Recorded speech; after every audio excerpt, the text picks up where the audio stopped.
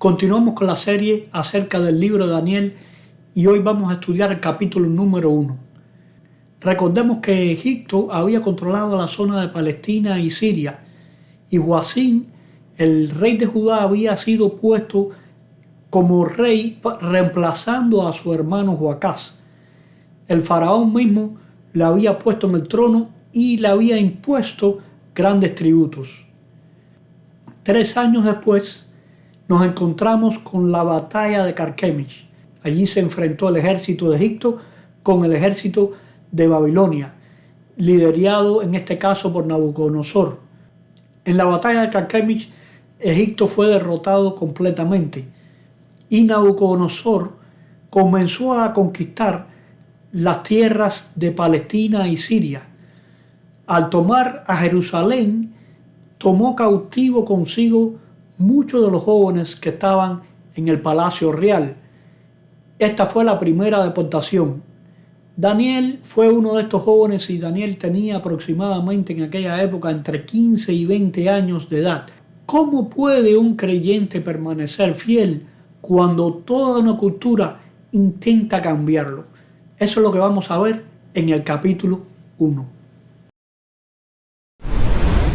El capítulo 1 comienza diciendo lo siguiente: en el año tercero del reinado de Joacim, rey de Judá, vino Nabucodonosor, rey de Babilonia, a Jerusalén y la sitió. Y el Señor entregó en sus manos a Joacim, rey de Judá, y parte de los utensilios de la casa de Dios, y los trajo a tierra de Sinar, a la casa de su Dios, y colocó los utensilios en la casa del tesoro de su Dios. Esto ocurrió en el año 605, después de la batalla de Carquemis. Joacim estaba en su tercer año de reinado. Aunque el libro de Jeremías, capítulo 25, versículo 1, dice que en el cuarto año de Joacim fue el primer año de Nabucodonosor, esta aparente contradicción se puede explicar por medio de las cronologías. Debemos entender que en Babilonia se contaba el año ascensional, quiere decir que en el año que Nabucodonosor se hizo rey, ese año era el año de la ascensión y el año siguiente comenzaba con el año primero de Nabucodonosor. Sin embargo, en Judá no se contaba así.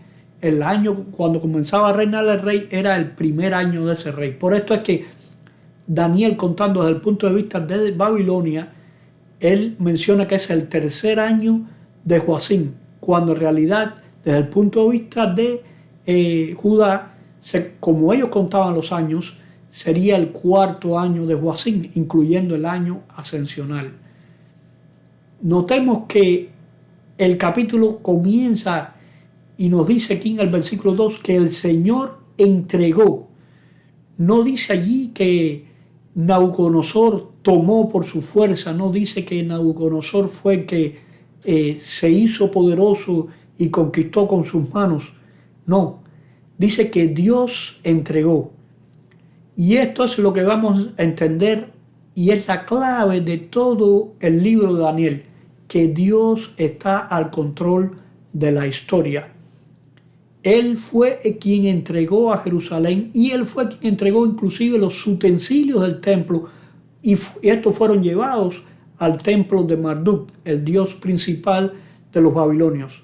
Dios fue quien permitió que ocurriera esto. Lo que parecía ser consagrado como los utensilios, si ya no tenía un uso santo, entonces ¿de qué servía? Así podemos pensar nosotros también que cuando nosotros decimos que estamos sirviendo a Dios, pero realmente no lo estamos haciendo sinceramente, Dios puede quitar su protección de nosotros, así como la quitó también de Jerusalén. ¿Por qué Dios permitió esto? Dios había predicho que esto ocurriría desde el tiempo de Moisés.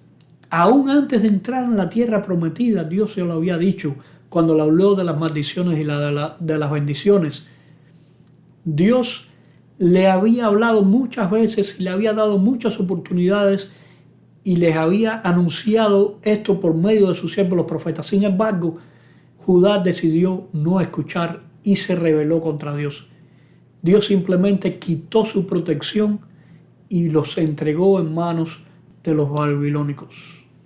Y dijo el rey a Aspenaz, jefe de los eunucos, que trajese de los hijos de Israel, del linaje real de los príncipes, muchachos en quienes no hubiese tacha alguna, de buen parecer, enseñados en toda sabiduría, sabios en ciencia y de buen entendimiento, e idóneos para estar en el palacio del rey, y que les enseñase las letras y la lengua de los caldeos. Y le señaló el rey ración para cada día de la provisión de la comida del rey y del vino que él bebía, y que los criase 3 años para que al fin de ellos se presentasen delante del rey. Aquí aparece un personaje, Aspenaz, que era el jefe de los eunucos. En aquella época el jefe de los eunucos era el hombre de confianza del rey, y a este hombre el rey le encargó esta tarea. El hecho de que era el jefe de los eunucos, sabemos que los eunucos eran aquellos hombres que eran castrados y que por tanto le eran fieles al rey también. No necesariamente que fuera el jefe de los eunucos quería decir que fuera él un eunuco también, pero sí sabemos que era un hombre de la total confianza del rey.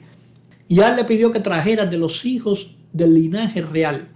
Esto era una estrategia que se conocía en el mundo antiguo. Desde los tiempos de Tutmosis III está documentada esta práctica cuando también conquistó a los pueblos de Siria y los reyes de Palestina también. Y él tomó a los hijos de estos prisioneros y se los llevó a Egipto, con el objetivo que cuando estos reyes murieran, los hijos que habían sido criados en el palacio de Egipto fueran favorables a Egipto también, y estos fueran los que fueran los próximos reyes. Esto era una práctica en la antigüedad y era una estrategia que Nabucodonosor tenía. Él no quería destruir a Judá, él quería convertir los mejores jóvenes de Judá en babilonios y de esta forma así tener la influencia babilónica en la corte de Judá. Y estos serían buenos siervos para él.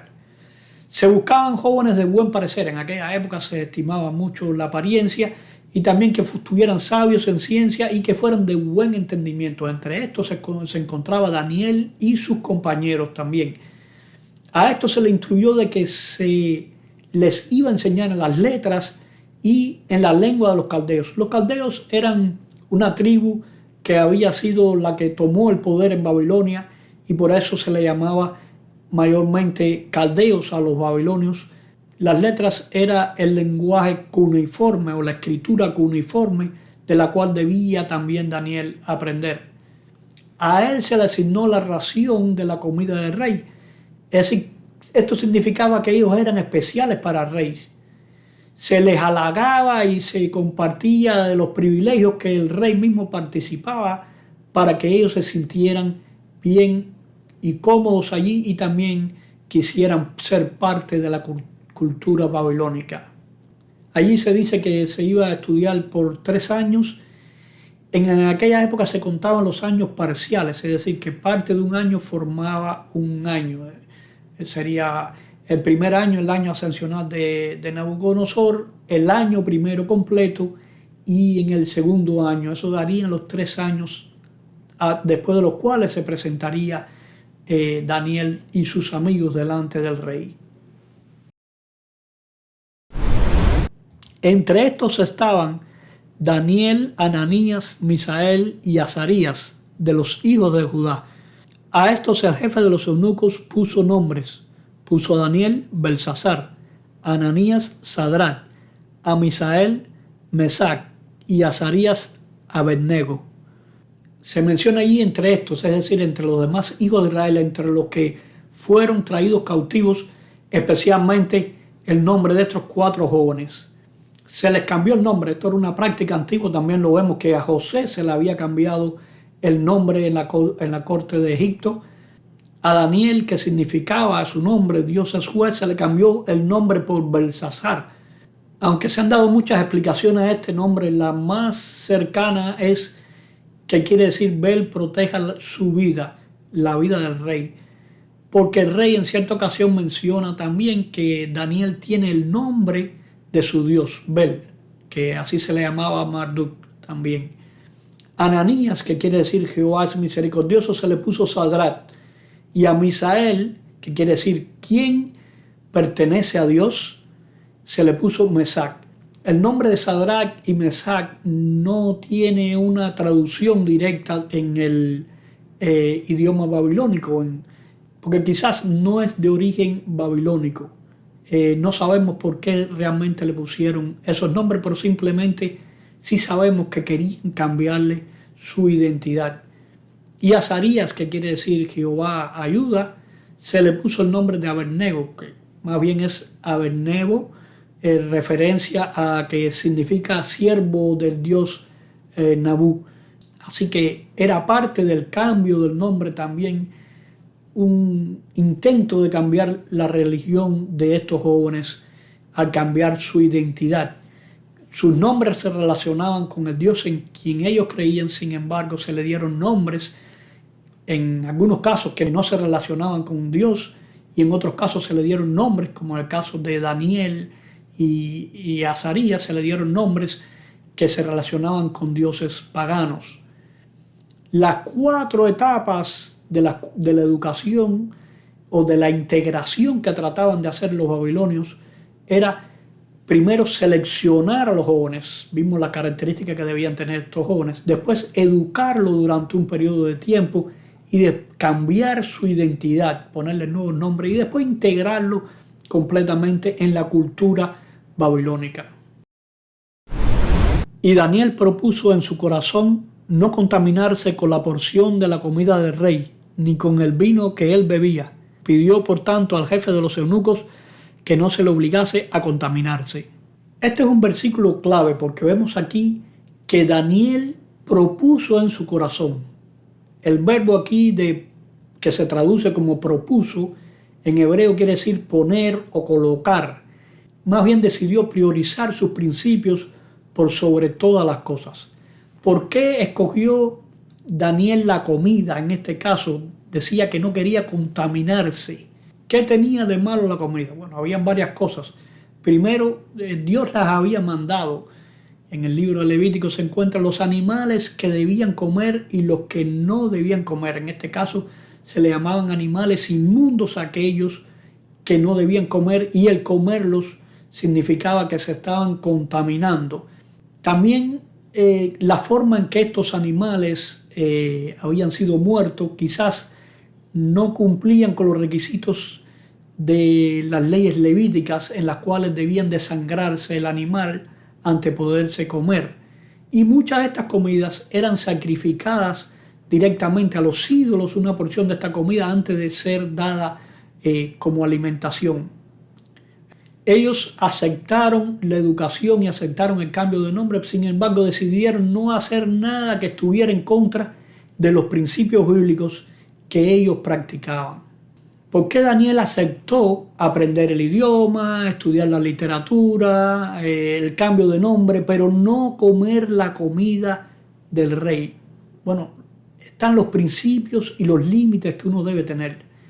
Israel se había corrompido en gran manera y también en el palacio del rey se veía esto. De hecho, por esto es que Judá fue entregado en manos de Babilonia. Pero Daniel y su familia había vivido, aunque en su niñez él había vivido durante los años de la reforma de Josías. Y quizás esto influyó en su vida y en la vida de su familia o de su crianza. No sabemos qué pasó en los primeros años de su vida, pero sí estamos seguros de que él había practicado los principios bíblicos, y no solo esto, sino que había adquirido una fidelidad tan grande que aún en frente de estas pruebas, él decidió mantenerse firme. Y puso Dios a Daniel en gracia y en buena voluntad con el jefe de los eunucos. Y dijo el jefe de los eunucos a Daniel: temo a mi señor el rey, que señaló vuestra comida y vuestra bebida, pues luego que él vea vuestros rostros más pálidos que los de los muchachos que son semejantes a vosotros, condenaréis para con el rey mi cabeza.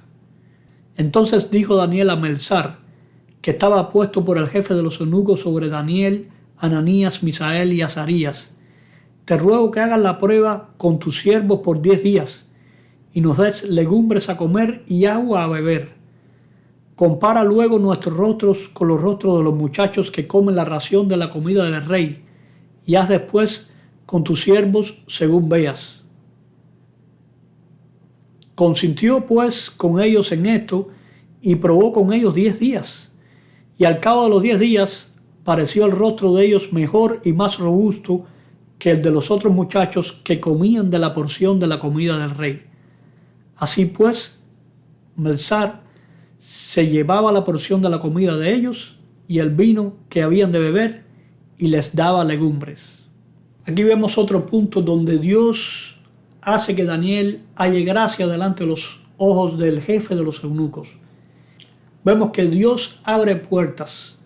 Daniel no fue rebelde, fue respetuoso, tuvo cortesía y también demostró fidelidad. Y estas cosas fueron los que hicieron que hallara gracia delante de los ojos del jefe de los eunucos.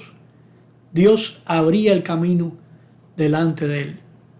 Sin embargo, el jefe de los eunucos tenía temor de quedar mal delante del rey y por tanto no accedió a la propuesta de Daniel de no comer la comida que el rey le había, o la porción que el rey les había asignado. Daniel entonces va a Melzar. Bueno, Melzar se traduce en nuestra Biblia, en la Reina Valera del 60, pero en otras versiones, como la versión Dios habla hoy, le dice el mayordomo.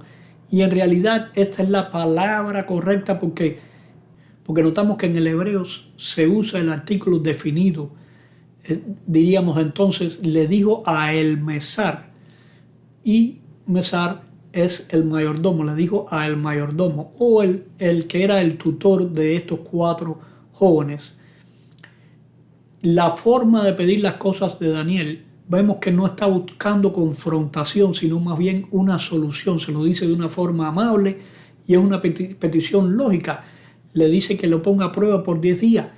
¿Por qué 10 días? Si fueran muchos días, quizás el mayordomo no accedería a esto.